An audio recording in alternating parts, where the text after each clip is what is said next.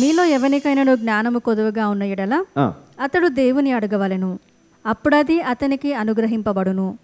ఆయన ఎవరిని గద్దింపక అందరికీ ధారాళముగా దయచేవాడు. చూడండి, ఇక్కడ దేవుడు ఎవరిని గద్దింపడంట.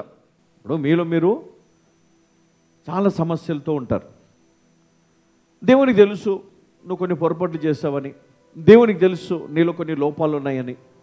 అయితే దేవుడు నీకు ఒక అవకాశం ఇచ్చాడు. ఏంటంటే, నీవు ఒకవేళ నీకు జ్ఞానం కొదువుగా ఉంటే, మరి ఇక్కడ ఏమన్నాడు, మీలో ఎవరికైనాను జ్ఞానము కొదువుగా ఉన్న ఎడల అతడు దేవుని అడగవలను, అప్పుడు అది అతనికి అనుగ్రహింపబడును. ఆయన ఎవరిని గద్దింపక అందరికీ ధారాళంగా దయచేవాడు. అంటే ఆయనకి భేదం ఏమి లేదంట. బీదవాడు, గొప్పవాడు, లేకపోతే నువ్వు జ్ఞానం కలిగిన వాడు, జ్ఞానం లేనివాడు, ఇట్లాంటి ఏమి చూడడంట. ఆ కులము ఈ కులము ఏది చూడడంట. దేవుడు చూసేది ఒకటే, ఏంటంటే నీవు దేవుని బిడ్డవు.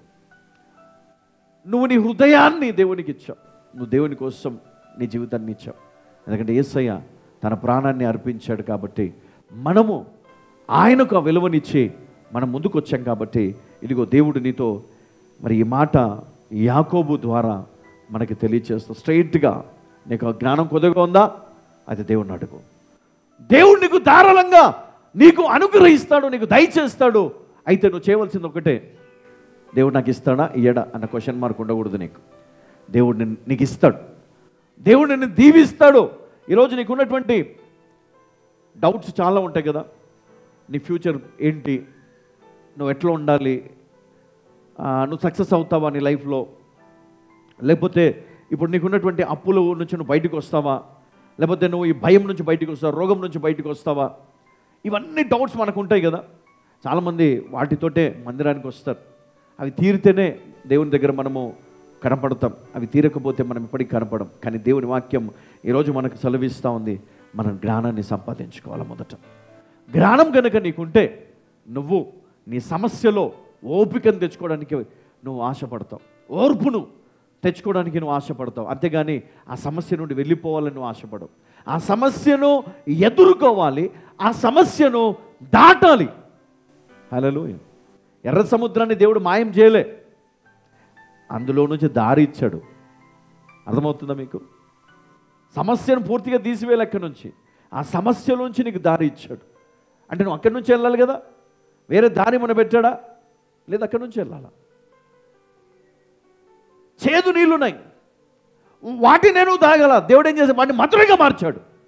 ఎస్, బండ నుంచి నీళ్ళు వచ్చాయి, ఏం లేదు.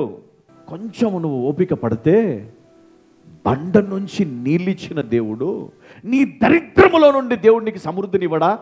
కొంచెం ఓపిక పడితే నీకున్న అప్పుల నుంచి దేవుడు నిన్ను పూర్తిగా విడిపించి దేవుడు నిన్ను అప్పిచ్చే వ్యక్తిగా ఆ సమృద్ధిని దేవుడు నీకు ఇవ్వడా? కానీ మనకు ఓపిక లేదు కదా, విశ్వాసం లేదు, నమ్మకం లేదు. కానీ నువ్వు నమ్మితే దేవుడు నీకు మార్గం తెరుస్తాడు. హల్లెలూయా. నువ్వు నమ్మితే దేవుడు నీకు మార్గం తెరుస్తాడు.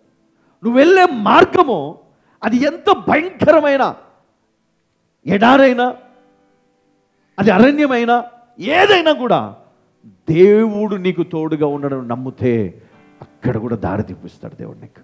అక్కడ కూడా నిన్ను పోషిస్తాడు. పోషించాడా లేదా? బైబిల్లో ఉందా లేదా? ఉంది. ఏమి లేవు ఒక ఆమె ఇంట్లో కదా, ఖాళీ పాత్రలు పక్కకు పోయి అరువు తెచ్చుకో అన్నాడు. డౌట్ వస్తూనే ఉంది ఆమెకి. ఏం లేదు, ఇక్కడ ఉంది ఇంతే నూనె, ఈయన వెళ్ళి తీసుకొని రమ్మంటున్నాడు. ఆ నూనె ఆ పాత్రలన్నీ నింపుతూ ఉన్నప్పుడు అది వస్తూనే ఉందంట ఆయిల్. నిజంగా నీ దగ్గర కొంచెమే విశ్వాసం నీకు ఉండొచ్చు. ఆ కొంచెం విశ్వాసంతో దేవుణ్ణి అడుగు. నేను చెప్తున్నాను, ఆ కృప అది ఫ్లో అవుతూనే ఉంటుంది. ఆ గిన్నె నిండి పొరులుతూనే ఉంటుంది. నువ్వు ఇంకో గిన్నె నువ్వు తెచ్చుకొని నువ్వు నింపుతూనే ఉండాలా. నీకు ఎంత ఆశ ఉందో అంతగా దేవుడు నిన్ను దీవించబోతున్నాడు. హల్లెలూయా. నువ్వు ఎంత ఎక్స్పెక్ట్ చేస్తున్నావు దేవుని దగ్గర నుంచి, అంతకంటే ఎక్కువగా దేవుడు నిన్ను బ్లెస్ చేస్తాడు. హల్లెలూయా. నువ్వు నమ్ము. ఈరోజు విశ్వాసముతో నువ్వు రిసీవ్ చేసుకో. శ్రమ ఉంది, నువ్వు భయపడకు. ఇబ్బంది ఉంది, నువ్వు భయపడకు. అప్పులున్నాయి, నిండిపోయినాయి, నీ చుట్టూ కమ్ముకున్నాయి, నిన్ను చంపేటట్టుగా ఉన్నాయి, కానీ నువ్వు భయపడకు. ధైర్యంగా నిలబడు. ఆ భయంకరమైనటువంటి సమస్య నుంచి దేవుడు నిన్ను ఈజీగా బయటికి తీసుకొస్తాడు. హల్లెలూయా. మీరు క్వశ్చన్ మార్క్ పెట్టుకోకండి హృదయంలో. ఎట్లా? అరే, నా దేవుడు బండ నుంచి నీళ్ళు ఇచ్చిన దేవుడమ్మా. ఇది చేయడా నీకు? ఇది చెయ్యడా? మారా అనే ఆ దివ్యమైనటువంటి చెట్టు కొమ్మలను తీసుకొచ్చి ఆ చేదు నీళ్ళలో వేసినప్పుడు అవి మధురంగా మారిపోయినంట. నీ భర్తను మార్చడా దేవుడు మధురంగా? నీ భార్యను మార్చడా దేవుడు? నీ జీవితంలో మార్చడా దేవుడు? నీ కుటుంబంలో ఉన్న గలిబిలిని తీసివేయడా దేవుడు? సంతోషకరమైన జీవితాన్ని దేవుడు నీకు ఇవ్వడా? ఇస్తాడు. కానీ నువ్వు ఎట్లా చేసుకుంటున్నావు అంటే, నీకున్న జ్ఞానము చేత నువ్వు అంత కాంప్లికేట్ సిచ్యువేషన్ని క్రియేట్ చేసుకున్నావు నీ లైఫ్లో. ఇది జరగదు, ఇది రాదు, ఇది ఇట్లా ఇట్లా అట్లా అట్లా. అందుకే నీకు టెస్ట్ ఎక్కడ మొదలవుతుందంటే చర్చ్లోనే దేవుడు టెస్ట్ చేస్తాను నేను. చర్చ్లో నువ్వు ఫెయిల్ అయితే నీ లైఫ్లో ఫెయిల్ అయిపోతావు. చర్చ్లో కనుక నువ్వు సక్సెస్ అయితే నువ్వు లోకంలో కూడా సక్సెస్ అవుతావు. హల్లెలూయా. ఎందుకంటే దేవుడు క్రైస్తవులకు ఇచ్చినటువంటి అద్భుతమైనటువంటి వరం ఏంటో తెలుసా? చర్చ్. హల్లెలూయా, హల్లెలూయా.